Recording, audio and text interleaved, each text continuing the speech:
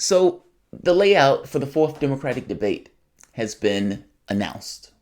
They announced it Wednesday, and it has already received, let's say, less than stellar um, headouts or less than stellar results, meaning people don't necessarily like it. It's being criticized.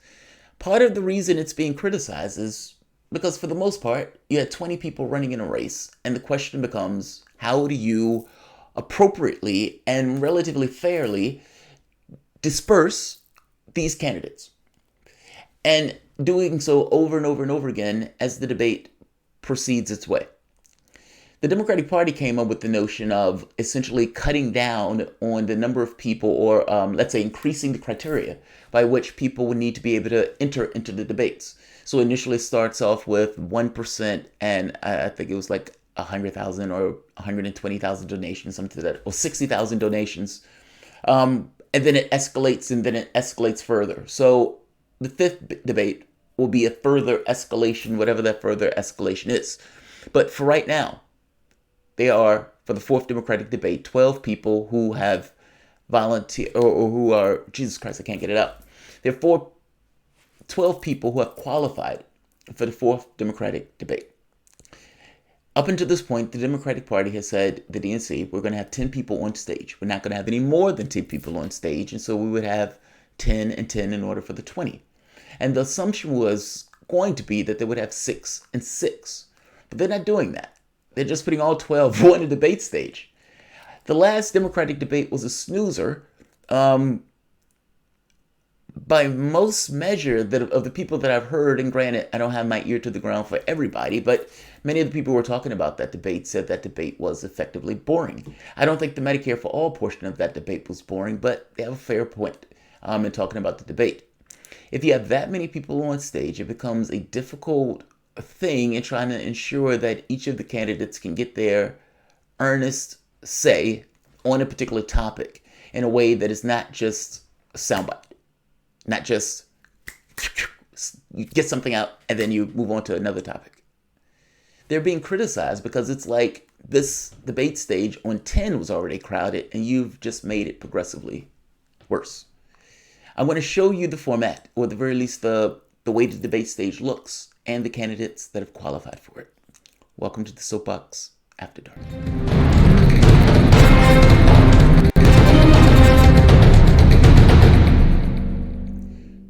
My name is Jamarl Thomas. This is the Progressive Soapbox.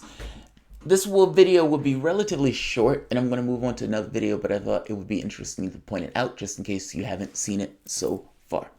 These are the candidates that have qualified, and this is what the debate stage apparently is going to look like.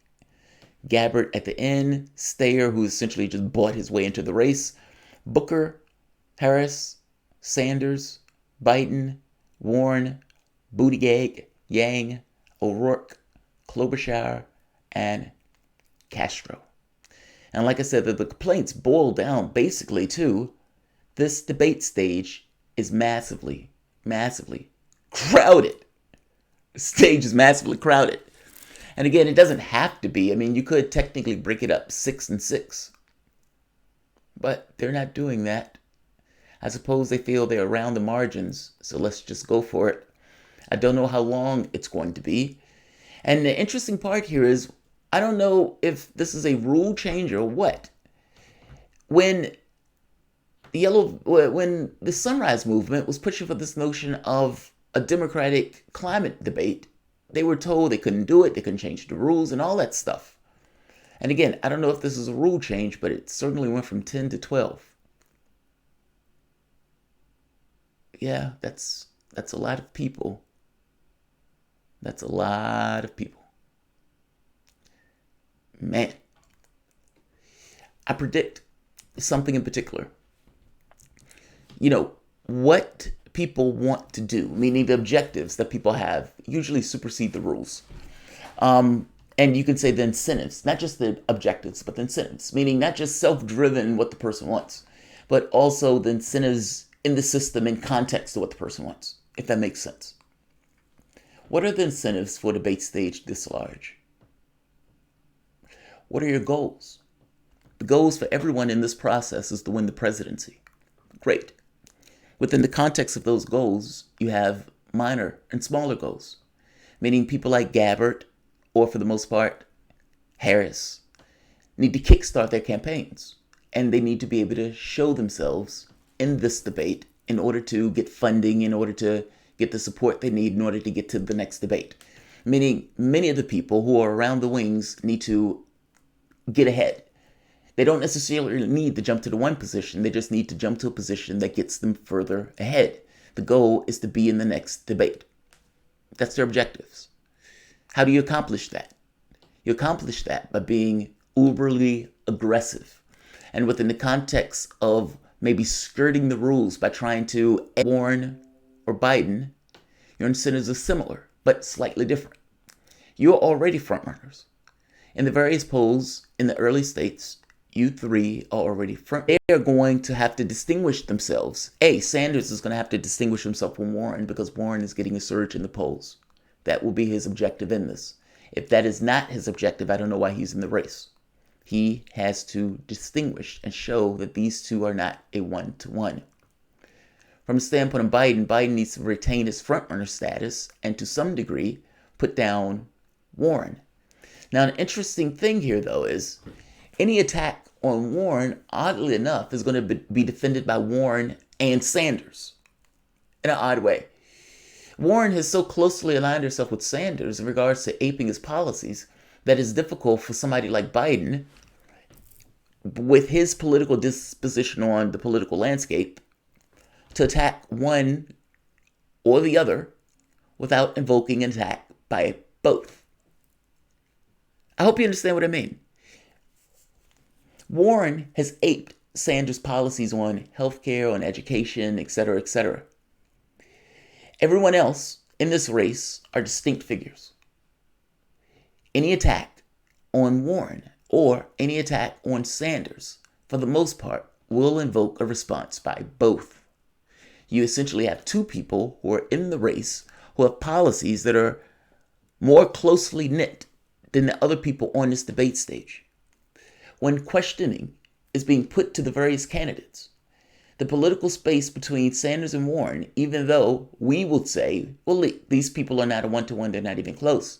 But catch is, nobody else on this map is even close to these two. It's like talking about the top 1%. Yeah, there's a top 1%, but the top 0.01% is even that much obscene. Well, or that much drastic.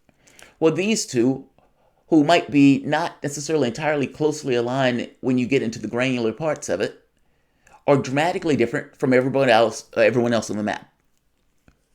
You end up with a situation where it looks like two people are working in tandem against other individuals on the campaign stage.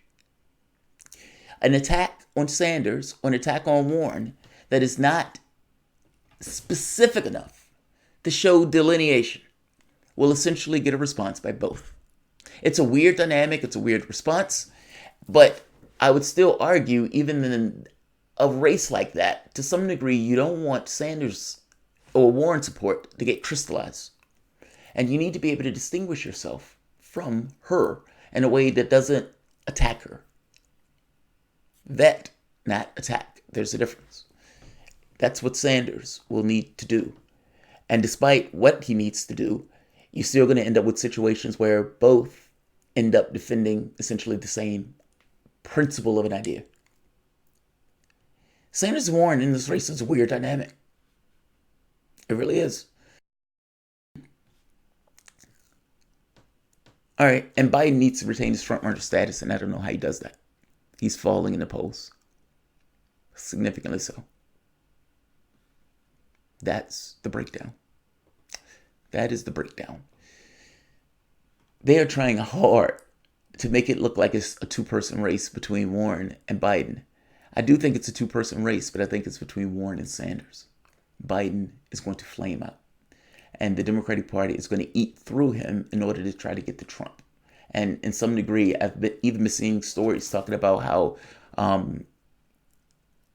millionaires and billionaires in the corporate class is starting to line up behind Warren because they don't think Biden is their guy and they're terrified of Sanders. I told you early on, it's the Martin Luther King, Malcolm X dilemma.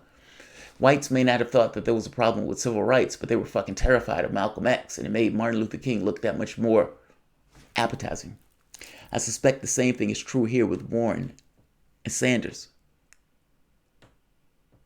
They don't like her, not in the abstract, if there was a Biden in the race, but Sanders terrifies them. She's going to get all sorts of cash from that class.